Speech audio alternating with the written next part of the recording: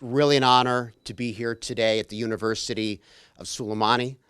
It's my first. زۆر خۆشحاڵم بە ئامادەبوونم لێرە لە گۆشەی ئەمریکی لە سلێمانی. سوپاسی زانکۆی سلێمانی دەکەین بۆ میوانداریکردنی گۆشەی ئەمریکی لە ساڵی 2015ەوە. گۆشەی ئەمریکی ڕێگەمان دەدات بە بنیادنانی پردی کەلتوری و پەروەردەیی لە نێوان هاوڵاتیانی ویلایەتە یەکگرتووەکانی ئەمریکا و هەرێمی کوردستانی عێراق.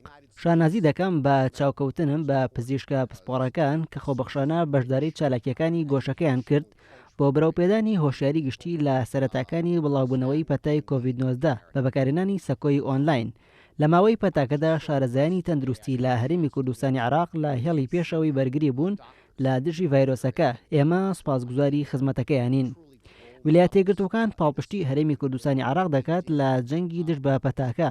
ئێمە زیاتر لە 7,000 ڤاکسینی فایزەرمان بەخشیوەتە هەرێمی کوردستانی عێراق.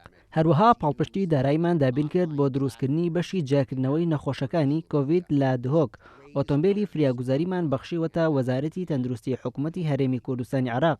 هەروەها هاوکار بووین لە نۆژەنکردنەوەی تاقیگەی پزیشکی لە هەولێر. هەروەها ئۆتۆمبیلی ساردکەرەوەمان بەخشیوەتە بەڕێوەبەرایەتی تەندروستی سلێمانی.